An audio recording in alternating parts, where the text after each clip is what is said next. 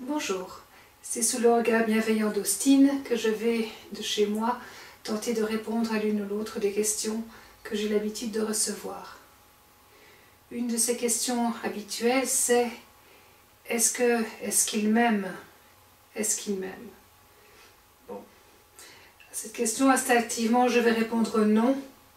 Non, il n'aime pas, mais pour ça, il faudrait peut-être aussi définir ce que c'est que l'amour pour vous, pour moi, pour Austine, ou pour le pervers narcissique ou la perverse narcissique qui se trouve en face de vous. La notion d'amour est quelque chose de très particulier.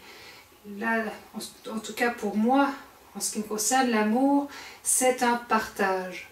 C'est me sentir bien avec l'autre, que l'autre se sente bien avec moi, qu'il y ait un lien de confiance, qu'il y ait du respect, qu'il y ait envie, mais profondément envie, instinctivement, naturellement, sans même réflexion, envie de continuer un bout de chemin, voire toute la vie avec l'autre.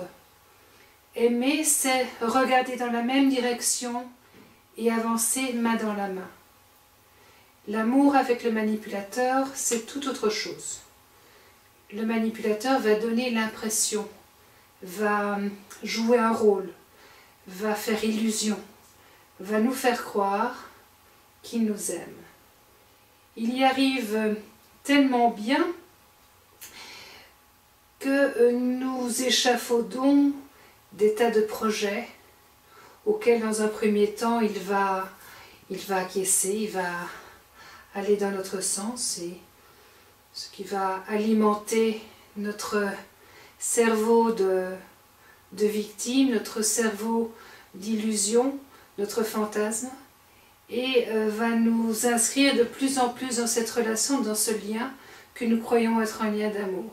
Et progressivement, on peut se rendre compte, si on a suffisamment de recul, mais c'est souvent l'environnement qui se rend compte, que la victime en fait n'est pas aimée, mais est manipulée par l'autre pour son propre bénéfice. La victime pense très sincèrement aimer l'autre. Mais comment peut-on même imaginer aimer quelqu'un qui en fait nous détruit?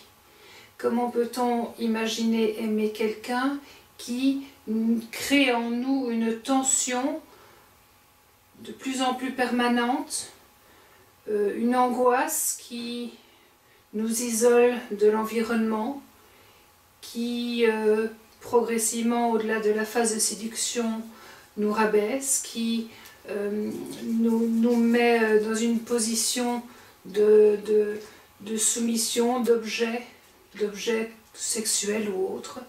Comment peut-on imaginer aimer une personne qui nous fait subir cette petite mort, qui mène parfois d'ailleurs à une mort bien réelle? Il ne s'agit pas d'amour. Il ne s'agit en aucun cas d'amour, il s'agit d'addiction. La victime est addicte, la victime est dépendante affective, la victime est droguée.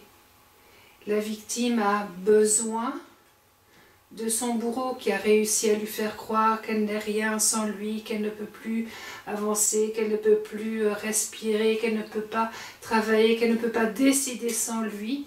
Lavage de cerveau qui s'est fait progressivement et bien en amont. La victime est purement et simplement addicte de son bourreau. Et il est indispensable de réaliser qu'il s'agit bel et bien d'une addiction et non pas d'amour pour pouvoir mettre en place ce qu'il faut pour pouvoir en sortir. Si on reste dans l'idée qu'il s'agit d'un amour, on ne pourra pas mettre en place les mêmes processus pour se sortir d'une situation que si on a pris conscience qu'il s'agit bel et bien d'une drogue dans laquelle on a plongé. Le sevrage, parce que là il s'agira vraiment bien de sevrage, sera différent. On remarque d'ailleurs combien de fois la victime qui, réalisant être dans une situation toxique, veut s'échappe effectivement, puis revient.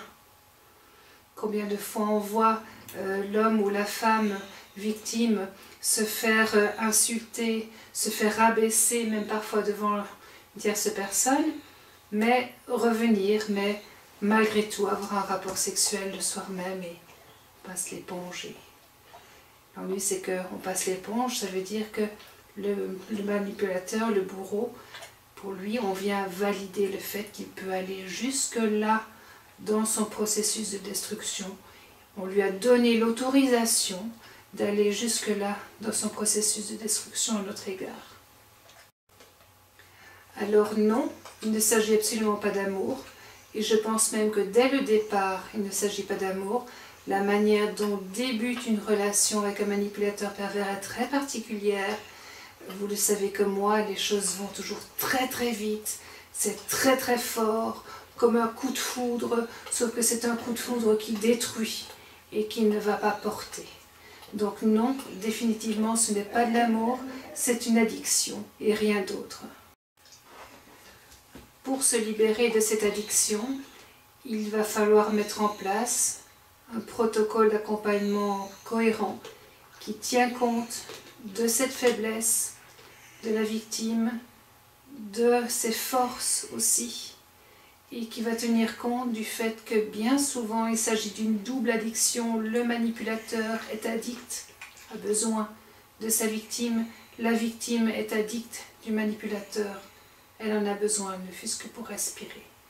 Ça complique quand même drôlement les choses, mais il faut ouvrir les yeux, ça ne sert à rien de se mentir à soi-même, il faut ouvrir les yeux et mettre en place un protocole d'accompagnement qui est très similaire d'ailleurs à celui de tout sevrage de drogue, cocaïne, alcool, cigarettes ou tout ce que l'on veut, toutes ces drogues où il y a une dépendance même du corps, le corps appelle l'autre. Vous avez tous remarqué, en tout cas tous ceux qui sont passés par ce type de phénomène, que ce sont les tripes qui appellent l'autre, bien plus que la tête. Ce sont les tripes. On est vraiment dans un système très primitif, très primaire. C'est le ventre, c'est un besoin primaire de se reconnecter à l'autre, l'autre qui est comme une source nourricière.